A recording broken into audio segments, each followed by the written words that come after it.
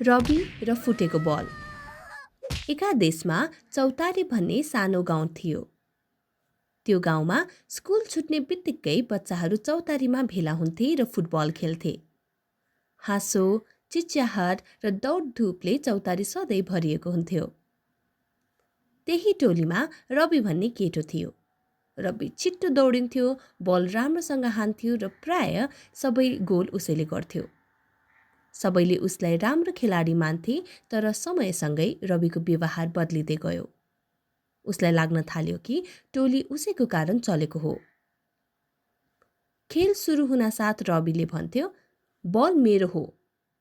कसैले पास मागे भने ऊ नसुने झै गर्थ्यो। गल्ती भए अरूलाई दोष दिन्थ्यो र टोलीका बच्चाहरूलाई उसको कुरा मन नपरे पनि खेल छोड्न भने चाहँदैनथे। त्यही टोलीमा अमित पनि थियो। अमित त्यति छिटो दौडिन सक्दैनथ्यो, तर ऊ खेल्न मन पराउँथ्यो र सधैँ मेहनत गर्थ्यो। रविले कहिलेकाहीँ उसलाई जिस्क्याउँथ्यो। तिमीले गोल हान्नै सक्दैनौ भनी हाँस्थ्यो। अमित चुप लाग्थ्यो, तर उसको मन दुख्थ्यो। एक दिन खेल निकै चर्कियो। रविले बल अरूलाई नदिई जोडले लात्ताले हान्यो। अचानक ठुलो आवाज आयो। बल फुटिसकेको थियो। सबैजना चुप लागे र खेल त्यहीँ रोकियो। रवि केही बोल्न सकेन। उसले कसैलाई नहेरी बल छोडेर घरतिर लाग्यो। चौतारी सुनसान भयो र बच्चाहरू पनि उदास भएर आफ्नो घर गए। अर्को दिन चौतारीमा कसैले खेल खेलेनन्।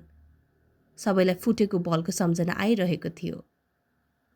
त्यति बेला अमित अगाडि आयो र सबैलाई भन्यो, हामी सबै मिलेर नयाँ बल किनौँ न, थोरै थोरै बचत गरे पुगिहाल्छ नि। सबैले यो कुरा मन पराए। भोलिपल्ट सबै बच्चाहरू सानो सानो पैसा लिएर आए। केही बेरपछि रवि पनि आयो। ऊ सबैभन्दा पछाडि उभिएको थियो र उसका आँखा झुकेका थिए। रविले बिस्तारै भन्यो, म गलत थिएँ। म एक्लै खेल्न खोजेँ, त्यसैले खेल बिग्रियो। उसले पहिलो पटक आफ्नो गल्ती स्वीकार गर्यो। अमित मुस्कुरायो। अरू बच्चाहरू पनि नजिक आए, कसैले रविलाई भने दोष दिएनन्। सबैले पैसा जम्मा गरे र नयाँ बल किने। नयाँ बल आएपछि खेल फेरि सुरु भयो। यसपटक रवि पहिले जस्तो थिएन। उसले पास दिन थाल्यो। सबैलाई खेल्ने मौका पनि दियो। अचानक अमितको खुट्टामा बल पुग्यो। उसले जोडले हान्यो र बल सिधै गोलमा पस्यो। चौतारी ताली र हाँसोले भरियो।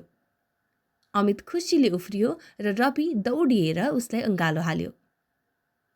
त्यो दिन रविले एउटा कुरा बुझ्यो। खेल जित्नुभन्दा पनि साथीसँग मिलेर खेल्नु नै साँचो जित हो। Subscribe for more stories.